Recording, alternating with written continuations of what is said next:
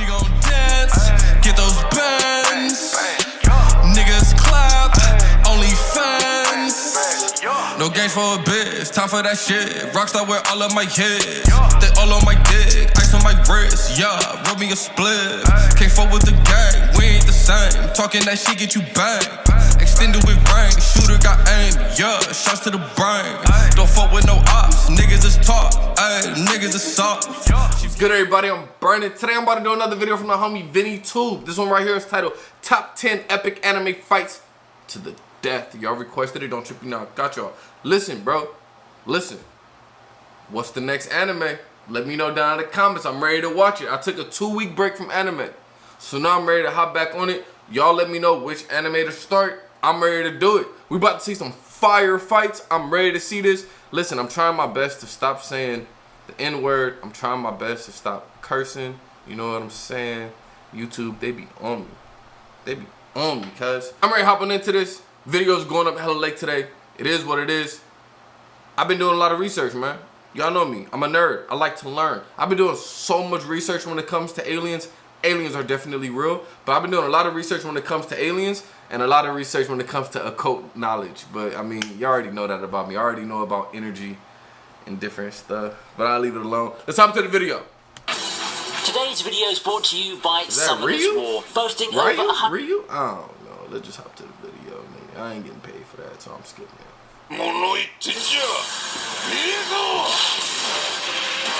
Battles are a staple in a lot of shonen anime. Most of the memorable and iconic shots that even the most casual of fans cherish come from these fights. However, anime also has one rather infamous reputation. That is the reluctance to kill off major characters. Chances are, if you're a named character with a significant role in a shonen anime, plot armor will 9 times out of 10 save you from doom. This list won't be about those kinds of fights. Today we're going over 10 fights with lasting consequences. That is, these are fights where 2 people walk in and JoJo Bizarre Adventure was so alive. fight. These are the top 10 anime fights to the death. Akame got killed. We start off with Akame vs. Esdeath. For a show that pulls no punches in giving us character deaths like Akame got killed, it would be nothing more than a disservice to have its climactic battle between Akame and Esdeath be anything but a death match. For 23 I'm telling episodes, you, if I was in a movie, or if I was in an anime, I'm gonna be a villain. I'm a villain. I wouldn't be the good guy. Emotions are running high following Natsume's death, and both Akame and Esdeath open right up with their iconic techniques. It seems that the tides have turned in favor of Esdeath, who was on the defensive the majority of the fight, only for her to get struck by a decisive blow. Accepting defeat, she then encases herself in ice with Tatsumi and explodes. Overall, a rather quick fight, but it does have its moments. I mean, I personally thought that the way Akame overcame the time-freezing skill was a bit of a plot convenience, at least when I watched it. Nonetheless, the fight is still a decent way to wrap things up for what by that point can already be considered an original series altogether. My Hero Academia. I've never finished My Hero Academia. My Hero Academia's 4th season ends with a bang. I'm tripping. Quite literally, as Endeavor and Hawks team up to take on High End. Taking on the mantle as the #1 pro hero, Endeavor has a huge task ahead of him if he wants to prove his worth, taking down Hood, the high-end Nomu. In a fight with a setup kind of reminiscent of All Might's showings early on, we have a powerful veteran hero taking on the bad guy, and I think that this fight blew all the previous ones out of water, except obviously for All Might versus One for All. Despite Endeavor's power and his prominence burn, Hood remains unfazed and even one-ups the #1 pro hero in several junctions. In a goosebump-inducing moment, Endeavor finally accepts his past projected in the Nomu and chants the school motto that he hated so much before finishing it with prominence burn. What a way to complete Endeavor's redemption arc and character development. It may not have had as much hype as some of the fights in My Hero Academia, but this works so well as a climax for the 4th season. He killed himself to kill that dude? Jiraiya! When Pervy Sage died? Bro, I felt it. I felt it when Pervy Sage here's died. a Naruto moment that everyone will continue remembering for years to come. In what would eventually become his last mission, Jiraiya runs into Pain. However, the leader of the enemy forces isn't what he seems. For one, Pain turns out not to be just one being, but multiple puppets. As expected, Jiraiya puts up one hell of a fight. He'd just gone through Konan, but he didn't even break a sweat given how well he kept up with the Pains in the first phase of the battle. It seemed that he could even pull it off or escape. However, as strong as he may be, even the legendary Jiraiya would find himself falling against sheer numbers. He'd die in battle, but not before passing away with a smile and a peaceful reassurance to himself. Probably one of the more heroic and heart-wrenching deaths in the series. There's a reason why I consider this fight one of the top moments in the entire series, period. I agree with you. This fight definitely had a lot of emotion behind it too. So it left you like, damn. When Pervy Sage died, like I said, I felt it. This was kind of dope though. To find out that Jotaro could also stop time like Dio, that was fire. I was like, that's why dang, I forgot what his stand name was. I was like, that's why he gets to move so fast. He can kind of move through time. JoJo's craziness doesn't seem to have limits, and all that can be seen in its full glory in this extended battle. Much of Jotaro's important fights seem to involve a nemesis from the past, the fan favorite Dio. Their final battle starts off in a shot that's been forever immortalized as a meme, and they wasted no time pushing the battle into high gear. The two fighters, seemingly evenly matched, take turns pummeling each other before the world takes the advantage. In the end, we even see Jotaro nearly die. An appearance by Joseph Soul helps Jotaro come back from seemingly unbeatable odds and reveals a time-stopping power of his own. The fight gets turned for the last time, the world crumbles, and Dio's finally dead after a generation-long feud with the Joestars. Amazing fight this, so I'm seeing Dio finally get put down after seemingly being invincible was a sight to behold. Never will we have another JoJo villain as charismatic as you.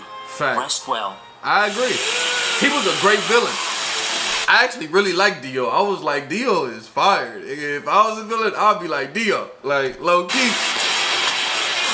Sixth in line is Saitama versus Boros. You know, given a show like One Punch Man, it's pretty much impossible to have a battle with tension, isn't it? What's there to be worried about with the kind of heroes that you have in this show? This fight is pretty much classic One Punch Man flair. And those three are extremely popular. Showing off their crazy and over-the-top powers to much fireworks and fanfare, only to fall at the hands of the almighty Saitama. The visuals do make it seem like Boros could finally be the one to give a challenge to our bold hero here, and in a way he does. It's not like Saitama uses serious punch every day, and he does it here to bring Boros down for good. The status quo doesn't seem to change though, but that doesn't mean that the fights don't look awesome. The fight between Saitama and Boros is a classic example of pretty much a predetermined fight that still looks every bit amazing. Yu Hakusho, huh?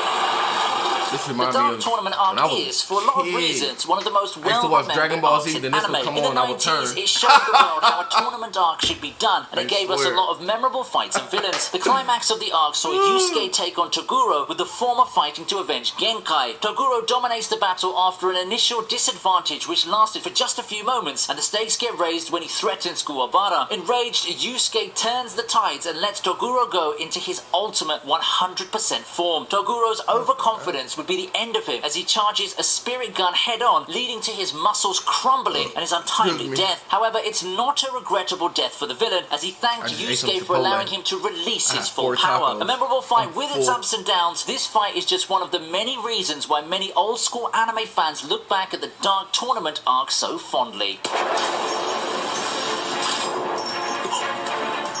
Still claims this is the best anime. Ichigo has been in many fights to the death, and he's tasted death's doorstep many times, but none of those came as memorable as the battle against Allkia in Las Noches. After getting bodied by Allkia multiple times already, Ichigo finally toughened his resolve and set off to finally rescue Orihime. And then after speaking to like my cousin and stuff, all of his strength, he was like, bro, gets bodied again. No matter which power he pulls out or whichever impressive attack he throws, he still finds himself getting destroyed by the fourth Espada at every... My cousin basically told me, he was like, bro, it's literally the same thing but just different villains.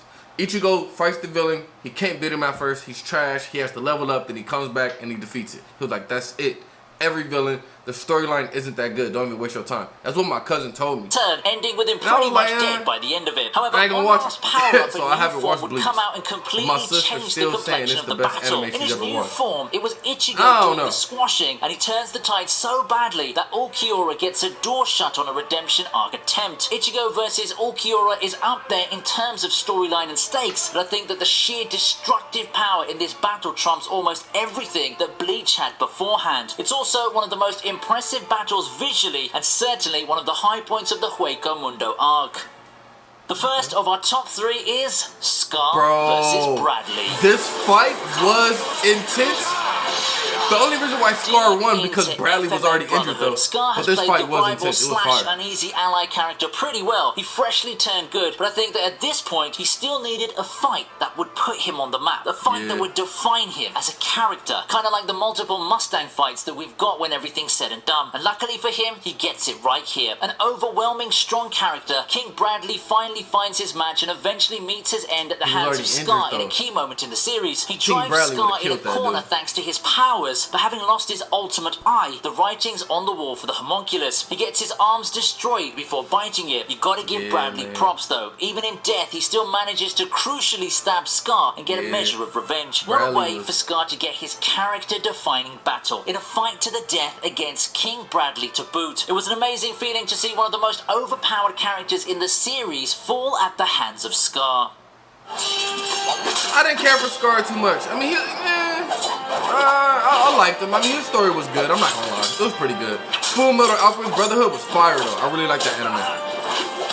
Throughout the years, the climactic battle in Sword of the Stranger has aged beautifully. In terms of pure spectacle though, it's one of the best sword fights that I've ever seen. Capping off what's been an amazing movie so far, Nanashi and Luo Lang face off in their final battle inside temple grounds. The two contrasting forces are seemingly meant to have their final showdown, and they more than exceed expectations with this fight. After a long, drawn-out fight that has no shortage of drama and tension, Nanashi finally overcomes the seemingly unbeatable foe and wins against Luo Lang. The cinematography and presentation really drove this fight up a notch. A lot of people expected a standard sword fight with sprinkles of drama, but got more than what they bargained for. If you need another reason to watch Sword of the Stranger, may this fight be it. The action does look nice. I don't know. Depending on what all y'all say, that's the next anime I'll watch.